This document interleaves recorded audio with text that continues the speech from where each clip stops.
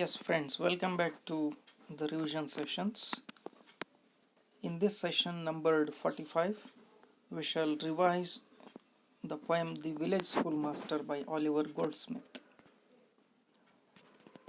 The poet, as you know, was an Irish novelist, playwright and poet who is famous for his novel The Vicar of Wakefield and his pastoral poem The Deserted Village. This poem, The Village Schoolmaster, is taken from The Deserted Village.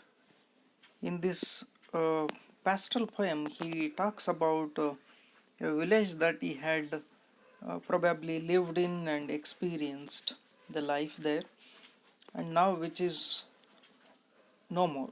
It doesn't exist. That's how he talks about the village that's been abandoned now, which was in full glory long time back.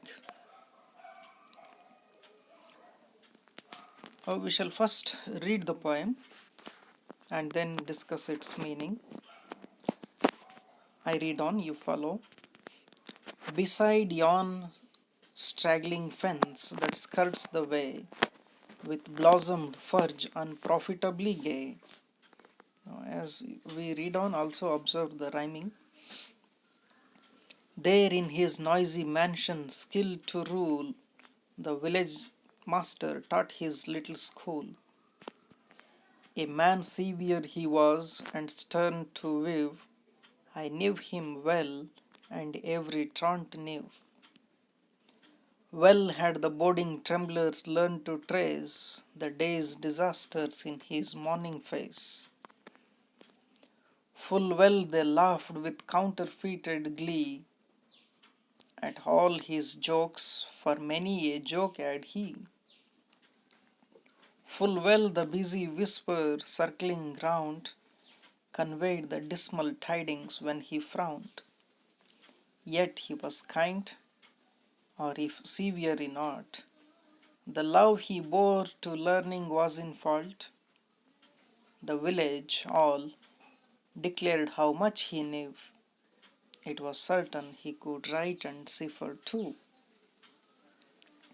Lands he could measure, terms and tides presage, and even the story ran that he could gauge. And even the story ran that he could gauge. In arguing too, the parson owned his skill. For even though vanquished, he could argue still. While words of learned length and thundering sound amazed the gazing rustics ranged around. And still they gazed, and still the wonder grew that one small head could carry all he knew. But past is all his fame, the very spot where many a time he triumphed is forgot. So as to understand a few new words in this poem, words and terms, go through this glossary. Blossomed furze refers to flowering plants. Then tremblers are the children who attended school irregularly. Then cipher is to calculate. Terms and tides, that is, he could predict the boundaries. Then also the dates of religious festivals. Gauge is to calculate or measure. Rustics are the people, country people. Yes, now let us consider the discussion of 4 sets of lines to understand this poem. In first 4 lines, he says where the school is located. It is actually located in a place to which there is a way, along with there are fences. And alongside the road, there are also flowering plants which have blossomed beautifully, but they are not taken note of. And this school, the poet refers to it as a noisy mansion. Noisy mansion refers to school where there is always noise and lot of activity. And that's where this teacher, the village schoolmaster, a skilled person, expert, teaches his students. He was very serious in his looks, strict, and the teacher also knew well. The speaker says he knew the teacher very well. Not only regular students like him knew very well, but also even irregular students could read the moods on the face of the teacher. The teacher, though he was a serious and strict person, he also used to crack jokes at which the students laughed, even if they did not understand the joke, because they were afraid of the teacher. And even when the teacher was in worry, students would come round and talk about his worries or his moods in a low voice. So that was the respect and uh, fear that they had for the teacher. Yet he was kind, though he was very serious in looks and strict in his action.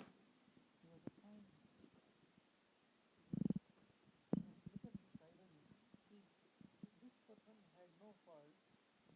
Rather, the poet talks about his two faults. One, ironically, first fault was his love of learning. It's irony that a teacher shouldn't have love for learning. Rather, a teacher's hallmark itself is love for learning. Here, probably, the poet is making fun of the teacher for he had too much love for learning. And for the knowledge he had, the villagers praised him. He had many skills, like he could read, write.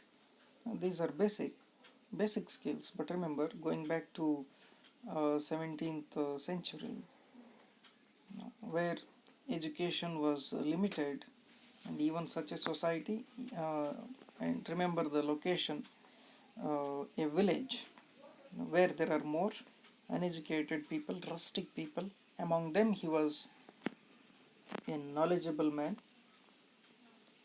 admired for his knowledge. Besides these knowledge, reading and writing skills, he had interpretation skills, calculation skills. He could measure lands. He could read conditions, predict weather, or mark even festival times. He could mark the boundaries. For all these skills, he was highly respected in that village by the people. Another skill was that he was an expert in arguing, but at the same time, being a person who could argue well,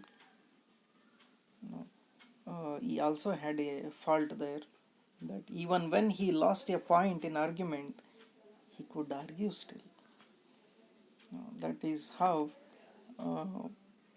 the poet also presents the other or faults of this teacher.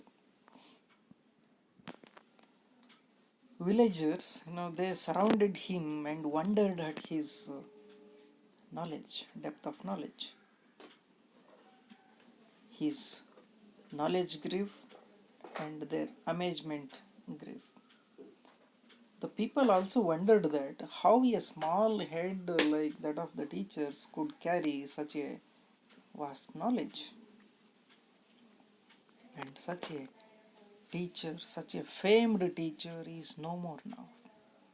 In the final lines he says, but past is all his fame. Such a famed teacher is no more now. Therefore, the poet is talking about a village schoolmaster who lived and who is no more now. He is also talking about a village where a lot of changes have taken place and probably the village has been abandoned now.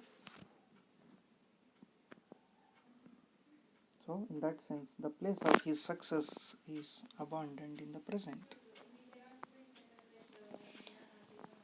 This is how the poem presents a typical schoolmaster of the past.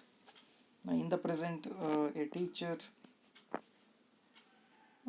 is limited just to teaching, or rather one particular area, one particular field, and his job is more than that of a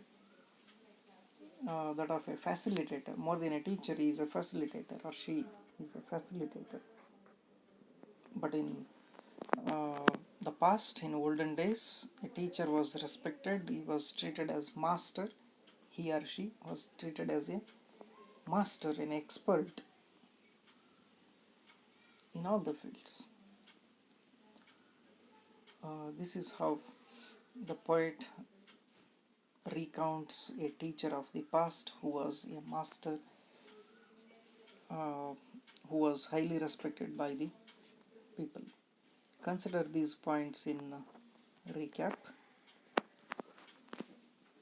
That is the end of this session.